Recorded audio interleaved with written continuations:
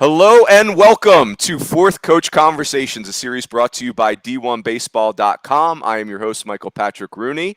This series is presented by Netting Professionals. I want to say thanks to those guys. Netting Pros specializes in the design, fabrication, and installation of custom netting for college baseball programs all around the country. The next time your field or facility needs something new, make sure to check out Netting Professionals. Those guys, I say this every week, the guys at Netting Pros are awesome. Huge supporters of college baseball and just baseball in general. Great people, great product. I want to encourage everyone to reciprocate their support of our sport. So, gentlemen, happy Sunday. Episode 13. Hard to believe it has flown by. These conversations have been super fun. Let me kind of welcome everyone that is not familiar with what we're doing here tonight. So in college baseball, we have our fourth coach is a volunteer coach. These guys do not get paid by the school. They don't get benefits from the school, which is really kind of challenging. And I think the biggest thing is they're not allowed to go off campus to recruit. So some of the things that are so important in the beginning of your career, you just have to kind of wing it and figure it out. And so it's not something that people that love our sport are in favor of. It's something we hope to change. But again, at the same time, I thought this would be a great way for us to get to meet these guys who are making these big sacrifices to be the fourth coach on a Division I staff. They're working with Division I athletes, and you guys are the lifeblood of our profession. So the first 12 conversations have been really fun. Selfishly, I thought this would be a great way for me to try to learn, hey, who's the next wave of great coaches in our sport? And it has been all of that. So, gentlemen, let's jump right in here. I want to talk as little as possible. So we're going to go around the horn. Let's start with this. And you don't have to go into super detail, but more bullet points. But tell me where you grew up, where you played, and then your coaching career and where you are now and how long you've been there. So just bullet point your resume, where you grew up, where you played, whether that's collegiately, professionally, whatever it is, where you've coached so far and where you are now and how long you've been there. T, and make sure you introduce yourself too, because I'm the only one that knows your names. So T, go ahead, kick us off. Thanks, Runes. Appreciate it. Travis Buck, Arizona State University. I grew up Eastern Washington, Richland, Washington. Came down to Arizona State 03 to 05. Ended up being a first-round pick out of 05. Played a little bit better part of a decade in professional baseball. Once I got done playing, moved back home to Eastern Washington to kind of put my own youth program together. I met Gary Van Tol, who added me on to the Boise State staff. COVID obviously cut our season and program short, and then jumped on board to the Boise Hawks, the Pioneer League, that new independent professional baseball league. And then in July, once head coach Willie Bloomquist took over here at Arizona State, brought me on board. So I've been here as well as, with everybody being the first year on back at Arizona State. All right, T, let me ask you a couple follow-up questions. And hey, full disclosure, I got to recruit Travis. I did a home visit with the Buck clan, which was awesome. That's a story. Took a puddle jumper into Pasco, right? That's right. It was so great. I will tell this part of the story. I went to the office that day and didn't know I was doing the home visit. Had to run home, get a shaving kit, and then fly to Richland, Washington. Go Bombers. But, so great. And obviously, Travis had a brilliant career at Arizona State. Hey, T, let me ask you this question, because I think it's really pertinent as you start your coaching career. So you're a kid from Eastern Washington who comes to Arizona State, this marquee program, and you're an impact player immediately. And, I think part of that speaks to your makeup, speaks to your talent level, but it's still a big jump, right? Like from where Eric grew up in Southern California in Orange County to be an impact freshman at Arizona State or the Pac-12 is a big deal, let alone being from Eastern Washington. If I guess I'll just ask the question, why do you think you were able to pull that off? Like what was it about your freshman year that you were able to jump right in and, by the way, change positions, but still hold your own that freshman year? Well, I think the biggest thing, the 2 previous summers before I went down to Arizona State, I got a chance to play for Steve Farrington, who just got fired from Washington State. He took over the Legion program that was here locally in the Northwest and really ran it like a collegiate program. He was very tough and demanding. He had a great relationship with Murph, so he kind of gave me an idea of what to expect. But yeah, I came down as a shortstop. Not knowing what to expect really, other than our starting shortstop was Dustin Pedroia. And Murph basically told me, hey, if you're going to play for me, it's going to be in the outfield. And, our old mantra of palms down approach, where I just wanted to get a chance to be on the field as soon as possible. And I had a really good fall, and they threw me out there being an athlete, and I embraced it, and kind of, the rest is history. But, I just appreciated the opportunity. Love that. By the way, do I have this right on your big league career, Travis? 6 straight opening day rosters you made in the big leagues? That's the biggest thing that I really take hold of, is I made 6 straight opening day rosters on non-guaranteed contracts. So with three different, we all need more guaranteed clubs. Contracts. So yeah, I know, right? So, I had to go earn everything, and that was pretty much what, I had to earn my playing time at Arizona State. So I embraced it. Like probably all of us, we could have went elsewhere to really, been guaranteed stuff, playing time, a bigger scholarship. But I went down to Arizona State. That didn't give me that much of a scholarship. And the only thing they promised me was an opportunity, and it was up for me to make the most of it. So I really learned a lot for myself, and I kind of carried that over into professional baseball. Love that. I may come back to you with a Boise State question, but that's good. Good stuff. Eddie, go ahead. All right, Mike, appreciate the platform. Thanks for having me on. My name is Eddie Kribby from Kirkland, Washington. I graduated from Lake Washington High School in 2004. Home of the Kangaroos. I got to throw that in there, Mike. We're one of 2 high schools in the country that have the kangaroo as their mascot. So I knew you'd appreciate that. Love that. After high school, I went to where T-Buck is from. I played at Columbia Basin for 1 year under head coach Scott Rogers, who I think is now still the AD there. Tough guy, loved him, phenomenal person. After that 1 year of baseball, I was done, and I knew I wanted to get my degree and get into the workforce. So I went to the University of Washington, graduated at the major in finance, minor in management, and went to work, started earning. And some years went by, and you could say the game came calling again, this time, in the form of coaching. And kind of my way in was through the local, travel ball community. I knew a guy by the name of Kyle Larson, who was a big lefty bat for the University of Washington in his day. Got drafted by the Yankees, and he runs a competitive club called the Washington A's, and is also the head coach at a sports powerhouse high school in the area called Eastside Catholic. And he brought me on to be the A's 18U head coach and the pitching coach at Eastside Catholic. And I would say that A's 18U team in my final year kind of put me on the map for the college coaching side. It was something I wanted to get into. And the team that we put together was, extremely talented. And I wanted to have a big hand in their recruiting process. That was very important to me. They gave me everything they had on the baseball field and what I asked for. And so it was very important for me to see those kids through. And so that process of meeting college coaches, trying to get, the high school kid placed to the college side, that was big for me.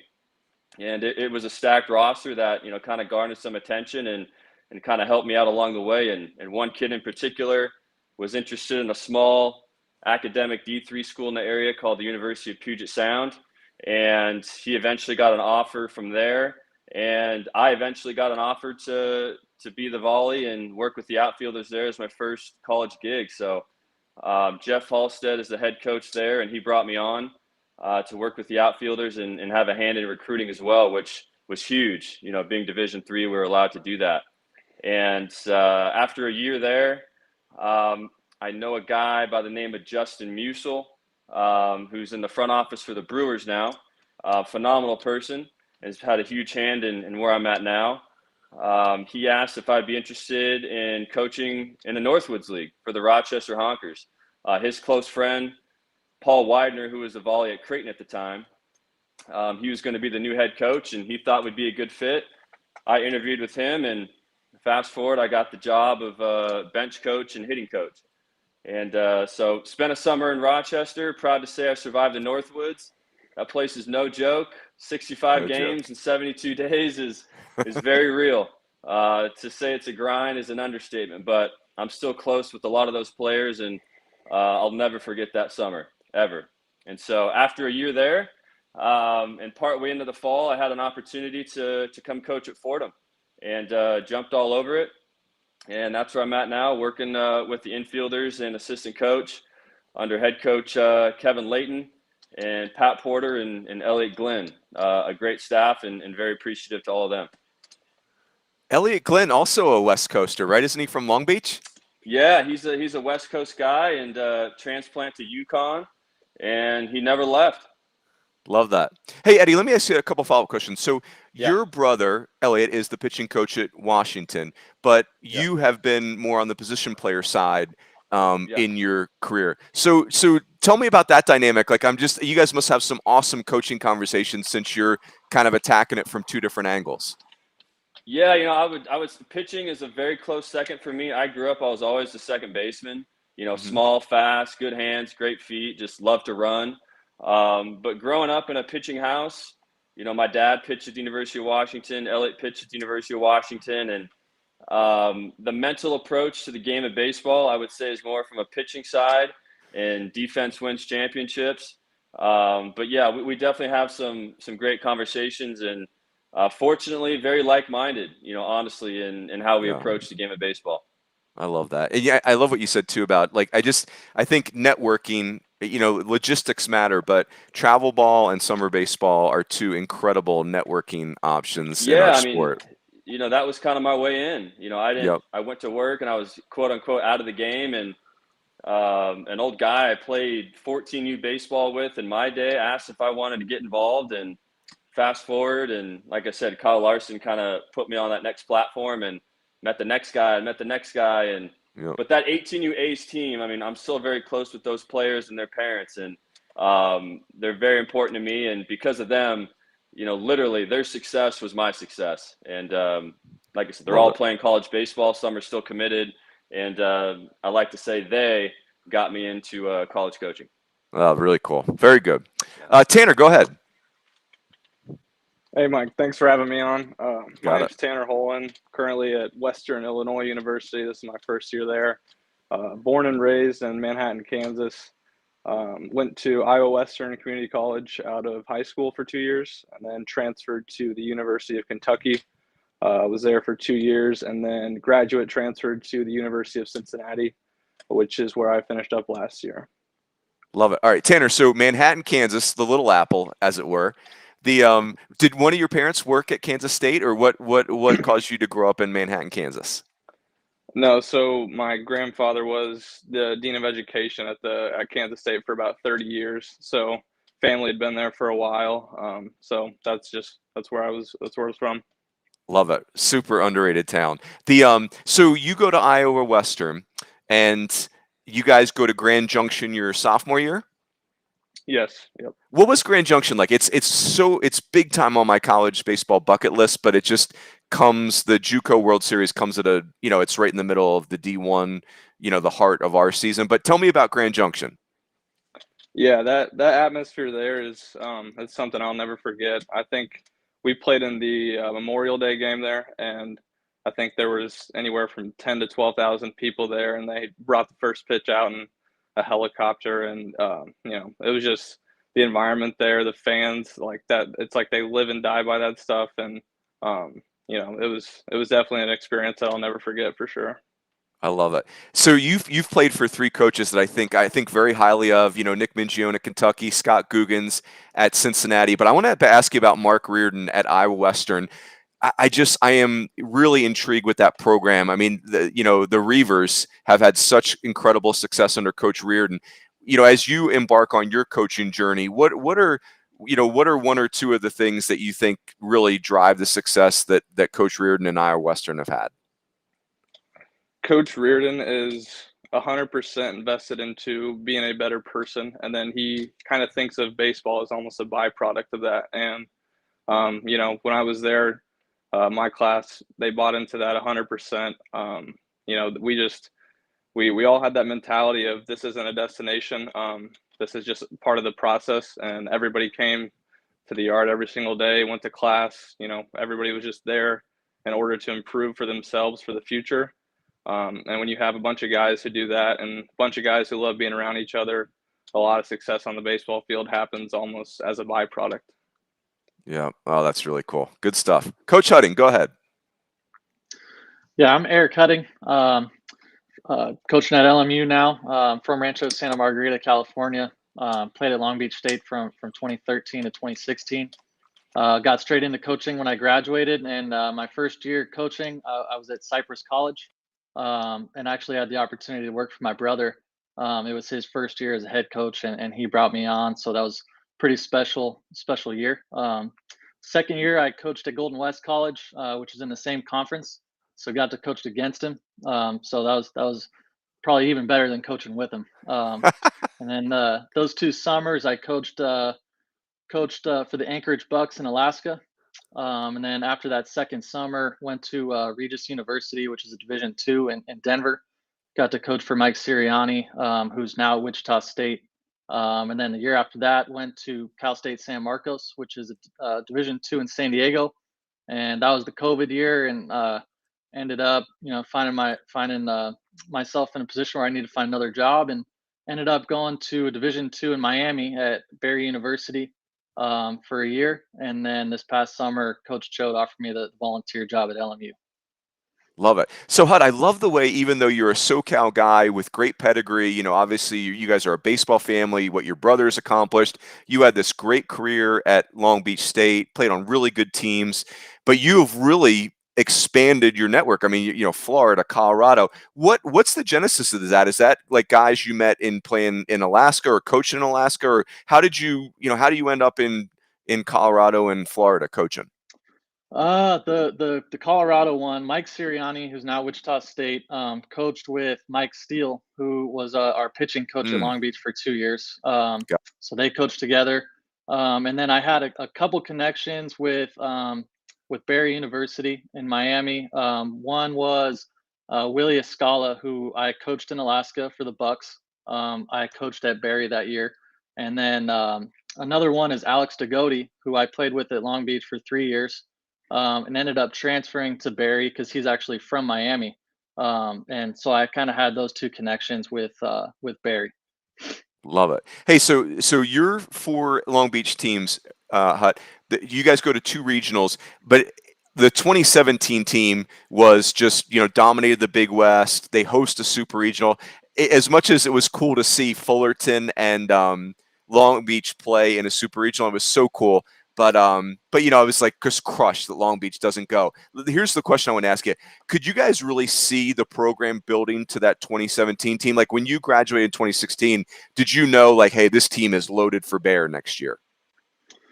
Yeah, I think, when I first got there, we hadn't made a regional since 2008, and we ended up going to regional in 2014. And, I think that just the right people came into the program, and we were lucky that, we had a couple really good classes, with my class, with, guys like Alex Dagodi and guys like Logan Labana. And then the class after me was the class with like a Garrett Hampson and a Daniel Jackson and David Banuelos. And I think we just they did a good job of bringing in the right people, and we got challenged, and we got pretty tough. And, it was special to see that 2017 team, do what they did. Oh, so great. So great. That was super regional. Not to go college basketball on you guys, but that would be like if they did the NCAA Final Four in the Palestra in Philadelphia. Like it's just, can you imagine a super regional at Blair Field? I mean, there's nothing, it can't get better than that. Come on. Oh, so good. Hey, Trevor, go ahead. Yeah, I'm Trevor Putzig. I grew up in Louisville, Kentucky. I went to Ballard High School. I actually was a substitute teacher there during my minor league stint, so I don't really miss that much. Figured out I didn't want to be a teacher after a couple months of that. But after that, or I guess piggybacking after high school, I went to Tennessee Tech, played 4 years there. In 2018, I graduated. Still don't really know how we did it, but we had a pretty good season. Then went 53-12, and ended up losing to Texas in the Supers that year, being 1 win shy of Omaha. And then I got picked up by the Orioles after my senior year in 2018. Kind of battled some injuries, honestly, my first 2 years. And then my third year, COVID happened. So I got released kind of with the whole COVID stint when they canceled our season. And then called up my old coach, Coach Braga, who's actually now back at Tennessee Tech, but he was here, and they had a volunteer position open, and he basically told me, like, I don't know if you're going to make any money because it's COVID and we're not allowed to do camps or anything. But I said, dude, I want to coach. That's what I'm passionate about. So luckily, he helped me get me here. And then, it was a grind at first, obviously, probably for all of us last year. But and then he ended up getting fired after my first year here at Rice. And then they brought on Jose Cruz Jr. This summer, and I interviewed for the volunteer job again, and he liked what I had to offer, and it's been great. So even though it's been, it sounds like everything was bad, but I love where I'm at. I love Houston. I think Rice is on the right path, and I do love working for Jose. So that's pretty much my whole story and how I got to where I'm at now. Love it. Hey, Trevor, when you were at Ballard, was JoJo Adele an underclassman on any of your high school teams, or was he not? Did you guys miss each other? Yeah, I went to all the games when he was playing here this year. He's my boy. He was actually a freshman when I was a senior, which is kind of crazy because he's already in the big leagues. So he turned 21, I guess, last year when he was in the big league. So, but yeah, he Snapchats me and hits me up all the time. And whenever he comes in town, I always go watch. So he's a good dude. Love it. Hey, so let me ask you about your 2018 team. You guys win 53 games at Tennessee Tech. And you go to the Oxford Regional. Ole Miss was loaded, right? I think they were the number 4 national seed. Really good team. They had just won the SEC tournament, if I'm not mistaken. So if I'm remembering correctly, you guys won your first game, then lost the 1-0 game to Ole Miss in a 1-run game. But let me backtrack for a second. When had you guys been to a regional before in your 4 years? So that was the first regional of your 4 years. The year before we went to Florida State, and we actually beat Florida State opening game then, and then we lost to Casey Mize with Auburn, and then lost to Florida State the second time we played them. So we had a little bit of experience, which was good. Yeah. So that must have helped you guys when you went to Oxford, that you guys have been in a regional and knocked somebody off the year before.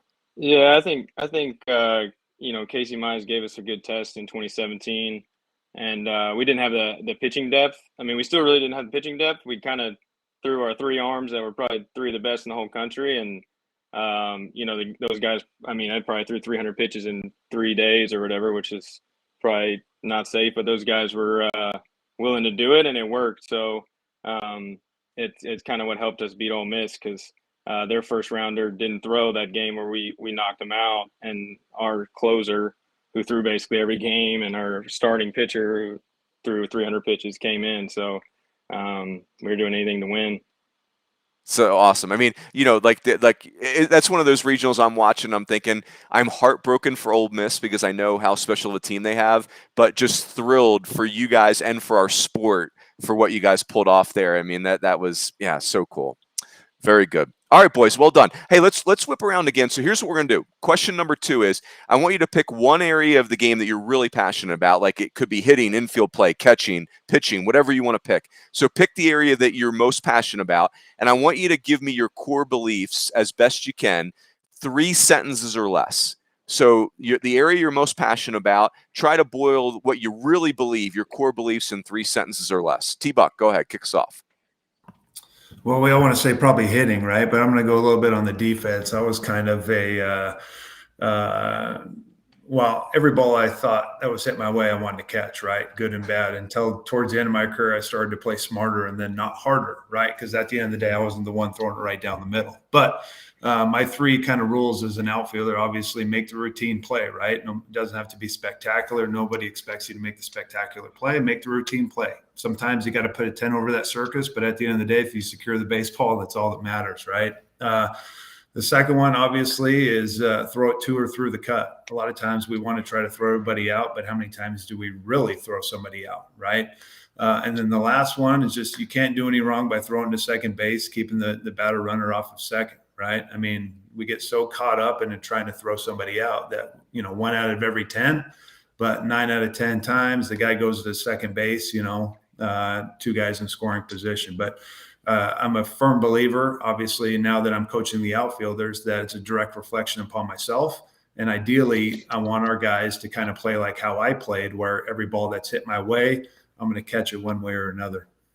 Love that. Hey, T, so I think that is For younger players, it's really hard for them to grasp the whole, hey, if you throw the ball to second base, you really are always going to be in good shape. Unless it's a walk-off scenario, no one's ever going to yell at you for keeping a hitter off a second base. Did that light bulb go off for you in college, or was that more like you get into pro ball and those reps start to pile up and you start to figure out that, hey, it's all about scoring position? Well, I think coming in as a freshman, I had some pretty good guys already at Arizona State. The biggest one, obviously, Andre Ethier. Talk about a superb athlete, really knew how to play the game, what to look for. Jay Safara, who was our, assistant coach at the time, that really helped me become a very good outfielder. Always made sure to check all the boxes before every pitch is thrown. What type of hitter is he? Good, slow runner, how hard the ball's hit, things like that, where, at the end of the day, you can't go any wrong by throwing it to second base, but it's already, predetermining if this ball's hit to me in this certain spot, I know what I have to do with it. So I had to really, a lot of athletes, as you helped bring in a lot of great players at Arizona State, that it was pretty easy for me just to sit back in the fall and watch how they did things. And that was just my turn to apply that stuff when I was in that situation. Love it. Oh, really good. Eddie, go ahead. All right, I'll do infield since that's what I'm working with at Fordham. First and foremost, number one, I'll keep it simple, is get the out. Back to kind of growing up in a pitching household. If that pitcher does his job and he makes his pitch and that ball just so happens to come your way, there needs to be one thing going through your head, and that is get the out. There's obviously a lot of things that come before that and come after that, but we're not afraid of making mistakes. We're going to play with an open mind. We're going to play with our athletic ability, but keep it simple. I think it's easy to get caught up in all the information and drills and et cetera, et cetera. And yes, it's important, but we are in this business to get outs. And so priority one is to do that. Number two, feet and legs. The ground is our power source and we need to use it. And a lot of things that we do drill wise at Fordham with the infield group is there's a massive emphasis on always activating the feet and activating the legs. As they say, there's no such thing as a bad hop, just bad feet. And so the last one, number three, most important, not really, baseball physical specific, but build a relationship and communicate with these guys and nurture that relationship. It's my job to find out what makes them tick. It's my job to pull every single ounce of talent out of them, whether they know that they have it or not. I've always said this is not the baseball business. This is the people business. And I think if you really have a genuine, authentic relationship with the people you're working with, the baseball stuff will take care of itself and to a certain degree. So get the out, feet and legs, and build a relationship. Love it. Hey, Eddie, do you guys have turf at Fordham? We do. All turf. Awesome. Hey, let me ask you one follow-up question on infield play. The feet, I'm with you on the feet thing. So critical. Do you think feet is taught or recruited? Can it be coached or if somebody doesn't have good feet in recruiting, that it's a long way to Mecca? Great question. I would lean towards recruited. Time is of the essence, and you only have so much time with these guys. I think it is difficult to take a guy, obviously position specific. Some positions can get away with, dare I say, having less good feet. But at Fordham specifically, where we run the bases like crazy, we definitely recruit twitchiness, athleticism, and great feet. Love that. Really cool. Tanner, go ahead. I would say the area that I'm very passionate about would be hitting. My three things would be, number one, training properly, being mature and very intentional with what we're trying to do when we train, knowing the angles and change with velocity, and not trying to get too big in like the drill setting. Training for our approach, what it is, what we're looking for, our effort level. So that would be my first one. Second one, I would say it would be how we approach hitting mentally, having that supreme confidence when we walk up to the plate that I'm the best player there and that there's no way this guy can get me out. If you're having doubts walking up to the plate, you're already setting yourself up for failure that way. So I like the phrase, knowing that we're going to hit, not hoping that we're going to hit. So we really try to focus on, having that confidence and, going up there with a plan. And then the last one, it's kind of a three-parter, but flowing smooth above and behind. So what I mean by that is the more smooth and slow that we can control our load, the more body awareness that we have, and ultimately the more confidence and the more solid contact that we're going to make. Flowing above is just making sure that our direction's right, making sure that all of our momentum is actually being used efficiently, and then staying behind the ball, not getting lungy at the ball, and letting the ball come to us to give us the most room for error if we need it. Love that. When you were talking about confidence, Tanner, I was thinking about my golf game where I'm at the top of my backswing, ready to make swing adjustments, right from there to contact. That always ends well. Let me ask you a follow-up question on that, though. I do feel like that is a challenge for it's a challenge for all human beings, but how do you guys go about coaching that whole, like, hey, I could be 0 for my last 10 and you're still asking me to go to home plate with confidence, and that's really not how I feel. What are some things that you guys do to help me with that? I think confidence comes from just preparation. If you prepare correctly, and you build up that confidence over a period of time, there's no such thing as fake confidence. You either have it or you don't. So I think just falling back to your preparation, trusting what you've done for the past few months, and letting that take its course rather than mentally, getting in your own head and then failing before the pitcher even makes his move. Yep. No, that's good stuff. Hut, go ahead. Yeah, I'm going to talk about the catching side, and just to keep it simple, I think there's the physical side of the game, and just to keep that as simple as possible, make all the strikes, keep the ball in front of you, and make accurate throws. Those are things on the physical side. But my 3 points are: have a clear and present mind. Number 2 is be a leader on the field, and then number 3 would be to handle the pitching staff. Those 3 are I think probably more important than even the physical side of the game. So when you talk about clear and present mind, boy, that really strikes a chord with me. So I feel like when you see, I have a tough time trusting younger catchers. Like I have a bias against younger catchers because I worry that they're more likely to get distracted. They're more likely. So I guess let me ask the question: do you feel like that, like the ability to concentrate behind the plate that's the key, is almost like a pitcher getting to the next pitch as opposed to being distracted by all the different variables that are coming at them? Yeah, it's challenging for young catchers. I know it's challenging. I think there's a lot of variables that kind of go into having a clear and present mind. I think, you know, not taking your at bats out to defense. That's number one. Your hitting's tough, and it's even tougher when you're a catcher. You have a lot going on. But then it's also about knowing your system, and it's about knowing the signs. It's about knowing the first and third plays and the bunties and the offensive signs. And if you're not 100% sure of what the signs are or all that stuff, then it's going to be hard to even be successful on the physical side of the game. If your mind's not right, nothing will be right. Yeah. Hey, you were like, your reputation is you threw a ton of guys out in your 4 years. If you had to break down why that was it release? Was it arm strength? What was it efficiency? Why were you good at throwing guys out? It definitely was an arm strength. I didn't have the best arm, but I had really good coaches. I was fortunate to have some good catching coaches.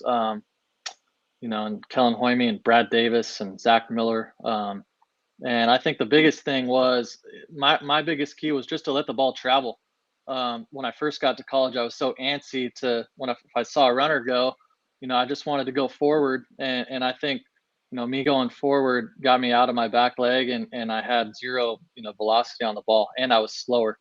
So me letting the ball travel, catching it as deep as I could, it quickened the release, but it also gave me some more arm strength because I had some to throw off of. So I think the patience of letting the ball travel instead of trying to go get it and be in a rush. Yeah, that's good. Trevor, go ahead. Yeah, I'd have to go with hitting. I think there's a million different ways to hit. You gotta figure out what works for you, but there are certain things that every hitter does the same. But when it comes to the main things I'd say, I'm most passionate about. It's just you got to be ready to battle and you got to be ready to adjust, especially nowadays with all the technology we have. I mean, I know that we're starting to use a lot more. We'll get stats on everybody, swing percentage on fastballs, first pitch in the zone, anything like that. You got to just be ready to battle and adjust and be able to hit anything. And then piggybacking off that, the second thing I would say, you got to know the zones. You got to know what the heart of the plate is. If you're hitting, I mean, you better be ready to hit that ball in the heart of the plate. And then, obviously 2 strikes. Well, all right, you got to get that, the strike ball kind of area that we kind of talk. I work with the catchers now. That's the pitch we want to win. Well, can you foul that pitch off? The ball a little bit down, a little bit out. So I think being able to battle and adjust and then knowing the zones kind of piggyback together. But all the most elite hitters out there, I think they don't swing it, they don't get cheated. So and then the last thing, I mean, the goal is to score runs. So you got to find whatever you can do to score runs. And whether that's, a walk, hit a pitch, just, elevate something, with a guy in third, less than 2 outs, move the runner, anything like that. We're here to win games, and that's why I like college so much more than pro ball. Pro ball is like you're just trying to move up. You're kind of there for yourself. In college, we're all trying to win together. That's the best thing about college, in my opinion. Love that. Good stuff. We talked about like the good hitters. When you see a tough pitch and a good hitter fouled off, man, that's like I'm all in on that. Like I feel like so many good hitters spoil great pitches. Hey, let me ask you this, Trevor. So you played every day for 4 years at Tennessee Tech, but your transition from your junior year, which is a very good year, to your senior year is really interesting to me. And correct me if I'm a little bit off on the stats, but your junior year you hit like 23 doubles. You have a very good year, maybe like 6 or 7 home runs. And then your senior year, your doubles come down, but your home runs triple. They go from like 6 to 17. So the coach in me is already nervous. Like, oh, okay, he's just giving up on everything for selling out for bombs. But your doubles, your walks, I'm sorry, doubled. You doubled the number of walks. So I just feel like that's really unusual. It's almost like you got more selective and hit more home runs. I'd love to hear about that. Was that premeditated, or how did you go from who you were as a junior to who you were as a senior? Yeah, I mean, my junior year, honestly, I got a lot of fastballs early, kind of a little bit smaller. I mean, I'm sure Ole Miss probably thought I hopped on a cycle or something that junior year to senior year, but it wasn't that. I was up there trying to do damage. That's all I was really trying to do. And I was a lot more patient, and they would throw me a lot more crap, meaning curveballs, all that stuff. So I had to be able to adjust, and I felt, like I honestly was more of a put the ball in play guy my junior year, and then never really strike out. I wasn't afraid to strike out my senior year. I did strike out a lot more, but like you said, I think I had the same walks to strikeouts because I didn't get cheated, and I wasn't just a contact guy. Like something that kind of got to me was I didn't like how like no scouts even reached out to me after my junior year. I hit 394, which was like, I don't know, 4th or 5th best in the country or something. So I actually talked to Joe Adele and a couple other guys, Adam Duval, in the offseason. And they're like, dude, you need to go there doing damage. You're not just trying to put the ball in play, man. Like you're trying to do damage and score runs. So I was a little bit more selectively aggressive, I would say. And then obviously the power numbers went up. So it all helped us out in the end. Yeah, heck yeah, really good. All right, boys, coming back to UT. Here's the next question. This could be from your playing days or from your coaching days, or either one. This is going to be an opponent. I want you to give me an opponent. So I think of it this way. Someday you're going to be a head coach, and as assistant coach, you're just kind of collecting ideas, right? Things that are in your own program that you really like that you'll take with you, but things that you see from the other side of the field. I'll give you an example, like because you're here, like we played Long Beach State, and I love the way their pitchers pitch with their fastball, and they weren't throwing 100. It's Abe Alvarez, Jared Weaver. It's like they're just commanding their fastball. I was thinking, man, someday I want to be a head coach. I want pitchers that can pitch with their fastball, even if it's not 96. So that's an example. But I'll start with you, Travis. Give me an opponent and an aspect of their program that you really like that you would take with you someday. Well, just branching off of Long Beach State, right? I mean, we had the pleasure of facing the Alvarez and the Weavers back in what, '03. But my 3 years, I mean, we had to battle Fullerton to get to Omaha. We lost to them in the Super Regionals my freshman year, lost in the regional my sophomore year, and finally got over the hump my junior year, right? But just going there, they were hard-nosed, scrappy, just like we were. They had, in my opinion, they probably had a better staff than we did. I think we had a little bit more potent offense, but then again, I mean, pitching and defense wins championships, right? I mean, my freshman year, we go in there over 50 something games we won. We were basically two of the best teams in the country. But at that time, the West Coast had to beat each other up in order to send one to Omaha. But, you know, I really liked how Fullerton played. Obviously, I don't like them because of, you know, it took us basically 3 years to finally beat them. There's funny stories about that too. I mean, Kurt Suzuki was a catcher at the time, right? I absolutely hated him, but now we're best friends, you know, things like that. But I just really loved how Fullerton was extremely competitive. 1 through 9, they were hard outs. They put the ball in play. Their pitchers, they threw strikes and were around the zone the entire time, and they played solid defense. So they were a well-coached team. But, you know, they got every ounce of their abilities. And, you know, if you beat them, you had to earn it. So that's something that I will take with me. And that's some of the stuff we're trying to get here at Arizona State is extremely competitive players, tough outs 1 through 9, but know how to play the game and know how to play it the right way. Love it. Go ahead, Eddie.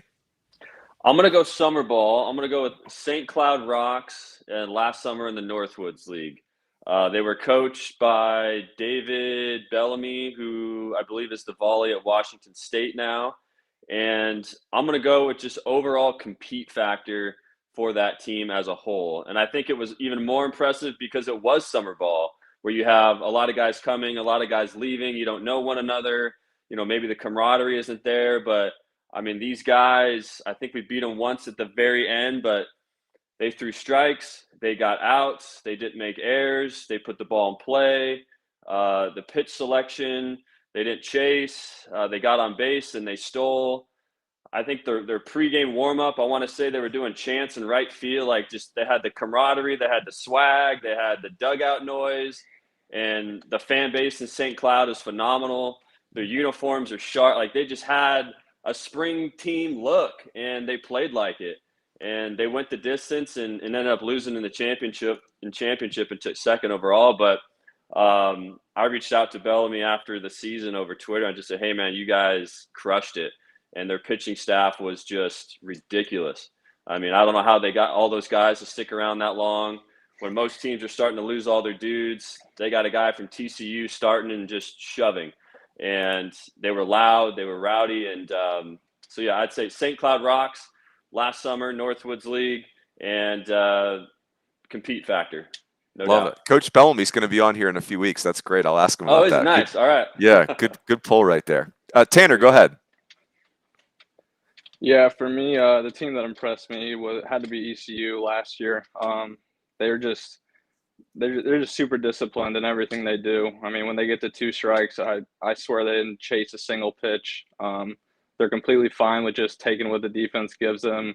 Their pitchers throw strikes. It always feels like they have the tempo in their control. Coach Godwin's down there at third base, and he's going off his play card. And if you shift a guy 10 feet to the right, I swear they just hit it in the hole right there. But they're also very respectful. You know, I get on base and talk to first base, second baseman, whatever, and they're just, super down there with guys, very respectful. They just do all the little things right. You know, they're not talking trash. They don't give you any extra energy. They really just do all the little things right. And, you take that with some super talented guys like Gavin Williams and Norby, and, they're just going to take off. Oh, that's a great call. Great call. ECU has been mentioned a few times. I like it. Hut, go ahead. Yeah, the thing that stands out in my mind is actually Arizona State. We were going there in 2013. It was my freshman year. And the thing that stood out about them was actually their ball and dirt reads, to be specific. And going into that week, our coaches were talking about it, and it was on the scouting report, and they were they were just letting us know, the pitching staff and the catchers know, like, these guys are really good at balling dirt. So it put some pressure on myself behind the plate, and needing to keep the ball close if I had a chance at throwing those guys out at the next base. But it also put a ton of pressure on our pitching staff and our pitching coach, in not wanting to bounce some 2-strike pitches. And I think we probably left some pitches elevated, and they probably capitalized on some. So I think it helped their offense, score more runs just because of that one thing of being a really good team at reading flight of the baseball and ball and dirt. Love it. That was your freshman year, Hut? That was my freshman year. Yeah, 2013. Excellent. Trevor, go ahead. Yeah. First, this is a little off topic, but Eddie, I was on the 2017 St. Cloud Rocks team that won it all. So Oh, there we go. I'm not trying to brag or nothing. Let's go Rocks.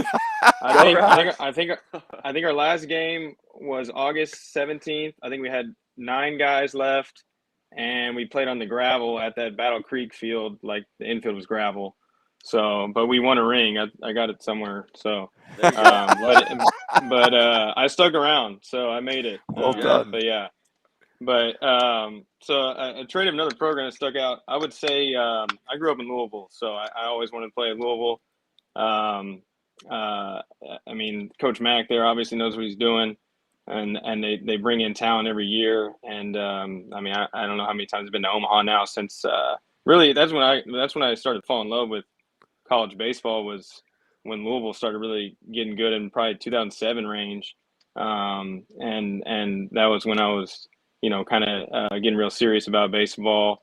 And they didn't end up recruiting me. I think it kind of talked about walk-on spots or whatever, but Lamonis was their head recruiting guy then, and that summer ball team I played for, there's already a lot of guys from my summer ball team that was going there, and I wanted to go somewhere where I could compete and play. I ended up going to Tennessee Tech, obviously, and it ended up working out. But I really respect that program and what all they do, from base running to defense. Will Smith, who's now with the Dodgers, obviously a beast. He played at Louisville. There's so many guys, Adam Duvall, all those guys.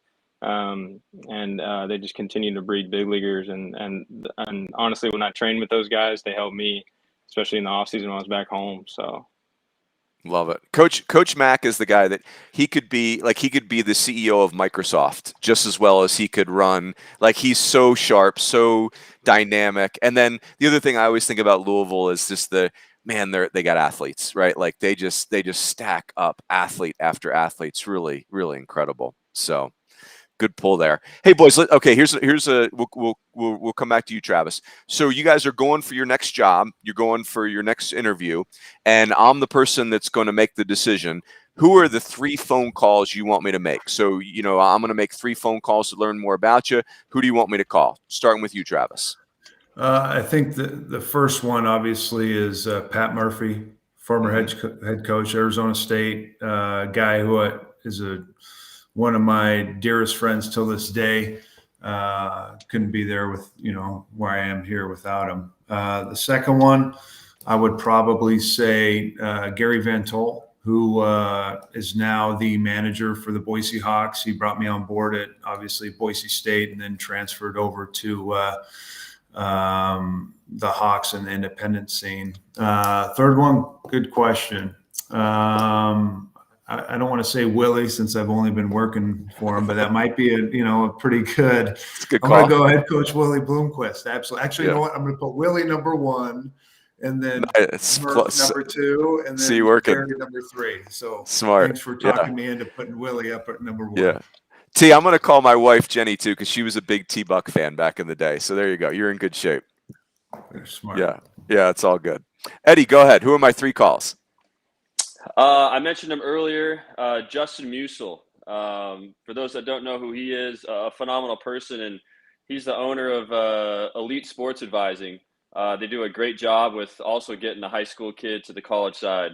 There's a lot of advising services out there, and he took on some of my players at the time, and has been a huge hand in getting me into where I'm at now. And I can't say enough about him. Just a genuine big baseball guy, and he was the president there as well. He stepped down once he took the job with the Brewers and hired Spencer Allen. the old head coach at Northwestern, who Oh, now wow. is the president of Elite Sports Advising. So there's their plug. But their whole team, I mean, Justin Musil, Spencer Allen, Chad Clark, they're just great people, great humans that have taken care of me to a certain degree. So I got to give them their thanks for sure. And Justin also introduced me to Paul Widener, who is just a rock star of a dude who I worked with with the Honkers. So Justin Musil, number one. Second, I'm going to go Pat Porter. He took me in at Fordham. He's the hitting coach and recruiting coordinator. He was a lefty masher at Ohio State in his day and got drafted and played for the Stros. Again, just a phenomenal person. You know, I tend to keep a strong rule for myself, and that's follow the people and not so much the title. Get yourself surrounded with some good individuals, and I want to take care of them as much as they want to take care of me. So Pat Porter would be number two. And then last but not least, of course, a guy who I think is arguably one of the best recruiters in the country, and not just because he's my brother, but Elliot Kribby, pitching coach, recruiting coordinator, and associate head coach at the University of Washington, would definitely be my third guy on the list. Yeah, man, your brother, those guys had some dudes when he was at Seattle. It was always incredible. Yeah, I mean, and that Left-handers they mid-major had. program to, from Scooble to Jansen to, Mm-hmm. to find Scooble. And I think it was the last game of the tournament at the Arizona Fall Classic, and no D1 offers at the time. And, I'll give credit where it's due. And he has the eye and he has the vision, and just a huge people person. And he knows how to get his players going for sure. I love it. Well done. Tanner, go ahead. Yeah, so my three would be our head coach here at Western Illinois, Andy Pasco, would be number one. Number two would be Scott Guggens, head coach at University of Cincinnati. And then the third would have to be Mark Reardon at Iowa Western. Scott Guggens. Describe Scott Guggens in one word. I'm a huge fan. I'm only going to give you one word, Tanner. One word for Coach Guggens. I'd say relaxed. He has a way of just making you feel comfortable on the baseball field, and just he just has like a subtle confidence that he builds into you just by just being himself. God, that's so spot on. Like, so comfortable in his own skin, subtle confidence. That's spot on. Love it. Hut, go ahead. Yeah, my three, I'm going to go with my current boss at LMU, Nathan Choate. He's our head coach here. Second one would be Mike Sirianni, who was my boss at Regis and is now an assistant coach at Wichita State. And then I'm between two on my third one, so I'm just going to say both of them. So it's Mike Steele, who's my pitching coach and now is with the Cleveland Guardians. And then Jesse Zapata, who is our offensive coach at Long Beach for 3 years there, and he's now with the Dodgers. Oh, good call. Trevor, go ahead. Yeah, I'm going to go with my rookie ball coach for the Orioles. It was Alan Mills. He was a 12-year big leaguer. He somehow made rookie ball fun. Every meeting, somehow he made us laugh. 7 a.m. before we had to go get sweat our butts off in Sarasota, and down there in rookie ball, it's kind of where careers go to die a lot of the time. But he really made it enjoyable, and I think he would do pretty much anything for me, and he wouldn't disappoint. It's a guy you always want to talk to, so he would probably be my first one. And then I think Jose here, I think we've developed a pretty strong relationship, and he was actually a 12-year big leaguer as well. His dad's actually around a lot as well, and he's a great dude, Papacheo. And then the last one probably had to go with my Northwoods League coach that we won the championship with, Augie Rodriguez. He's a scout for the Reds.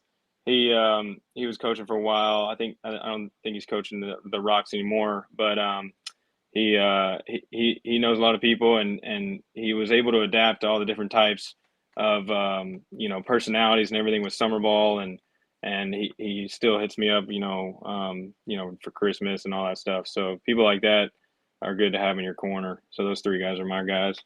Love it. Trevor, before I forget to ask, do I have this right? You graduated magna cum laude in finance from college? Yeah. That's some serious stuff now. I'm doing my books right now, man, and you don't learn this stuff in school because they No, made me you set up an LLC and now I'm trying to elect to be an S corp to get me a salary, and I'm like, dude, they didn't teach me this. Summa cum laude or whatever it is BS, dude. But yeah, Yeah. I did though. But yeah. So I I, appreciate I'm, you I bragging feel about like, me though. hey, it just shows that you're smart. You're a sharp guy. I'm with you. I'm not with the cum laude stuff, but I have an accounting degree and I was an accountant for 10 working days. It's not that was yeah, not a great investment. So gotta love it. All right, boys. Last question. Here, and some of you guys have just been there for the fall, so there's no right or wrong answer here. I want you to give me a player to watch for 2022, and this, you don't have you could give me your best player. You could go off the radar. Could be a guy at your position group that you got to work with, but somebody that you observed this fall that has caught your attention. So a player to watch for 2022 from your current roster that you're at. T-Buck, go ahead. I'll tell you, Jacob Tobias. He was a guy that, I'm pretty sure he was just honored a roster spot coming in by the previous staff. First look at him, bad body, not very athletic, but the dude flat out rakes. And I think he led all of, our team in fall, hitting over 450. Started to lose some weight and get in some pretty good shape with our new strength and conditioning coach, Tim Gifford, and basically put himself in a position to, almost see the field every day. So he's a guy that can play, potentially third base, first base, DH, good left-handed stroke, kind of like I envision him with myself, driving it to left center, where there are a lot of hits. And he found out in the fall that there are a lot of hits going the opposite field. So Jacob Tobias is a definite guy that we didn't really know much going into fall, but he really, opened up the entire staff's eyes. Great pick. Eddie, go ahead. I'm going to go with an infielder, TJ Wachter. That's doctor, but with a W. TJ Wachter. 6'7", 240 pounds, and the kid can run. First baseman. He's a freshman. He's number one first baseman. Perfect game out of New York. Huge get for us, and the kid can definitely hit the baseball. And what impressed me the most was just the athleticism with that body, of course, and the ability to run. Quick funny story about him. I'm brand new. I'm getting to know the guys, and we're doing a quick little inter squad, and he's up to bat, and they put a shift on him in the outfield, an oppo shift, and he smokes a double down the left field line. And I don't know him at the time, and I'm coaching first base, and he's rounding first, and very loud, he says, "Put a shift on that." Bleep. I won't say it on here, but right away I'm like, I like this kid. So I'm going 6'7", 240-pound TJ Wachter out of New York. I'm sure he's listening. So Love don't that. let me down, TJ. Oh, great call. Very good. Tanner, go ahead. Yeah, for our team, I'm gonna have to go with Nick Mitchell. He's a true freshman. Most likely going to start in center field and hit leadoff for us. 6'3", 6'4" speed, low to mid 90s from the outfield. The dude can really fly. He gets a lot of balls, and he just loves to hit. Very mature for being a true freshman. Perfectly fine with going to the opposite field, but also has some pop to the pull side. But he loves to hit. He loves to work, and I think his work ethic's going to take him a long way. Love it. Very good. Hut, go ahead. Yeah, I'm going to go with one of our catchers, Jared Thomas. He's a SoCal kid, but he went to Miami originally and transferred to us this year. Really, really advanced approach at the plate. He's a left-handed hitting catcher. I think he struck out one time this fall. Really, really advanced, really good swing. And then behind the plate, he receives it well. He blocks it really, really well. He's got a good arm. He makes accurate throws. He's a leader. He's vocal.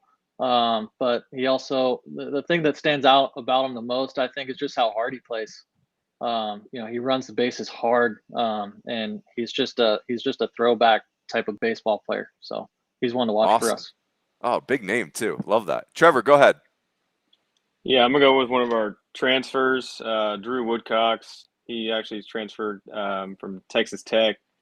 He grew up here in Houston, and luckily Jose kind of convinced him to come here. And I don't know. I no idea where he'll play position wise. He can pretty much play wherever, but he'll be in the lineup to hit. I mean, he doesn't get cheated. He's one of those guys just with elite power. And I mean, this fall our pitching coach kept calling curveball. I mean, he hit a 3-0 curveball, oppo, probably about 380. So he was tired of getting walked. And I mean, if you want to swing 3-0 and you want to do that, it's cool with me. So I kind of like his demeanor too. It's pretty quiet, pretty easy going, but it's like, if I was pitching, I'd probably be a little worried, and everybody is. So when we played U of H, he kind of put it on display. I don't know what he did that day, but I mean, it was 5 really, really good at bats, and it was impressive to watch. So. Love it. Another famous name. That's good. Oh man, good stuff. Boys, really appreciate it. This was so good. It's happened for the 13th straight time where we've been talking for an hour and I feel like we've been talking for about 32 seconds. So really appreciate you guys doing this on a Sunday night, especially at the end of the holidays. But this has been super fun. And I want to stay in touch, and we got the text thread going. Want to stay in touch with you guys. Want to also say thank you again to our presenting sponsors, Netting Pros. These guys are so good to our sport. Want to make sure everybody supports them. Great people, great product. Thanks to Netting Pros. So that's it. Episode 13 in the books. We will catch everyone next Sunday. We got probably 3 or 4 more Sundays of this, and we will go from there. Everybody have a great week, and for some of us, we'll see you at the convention. Travel safe, and we'll talk to you next week. Thanks, Mike.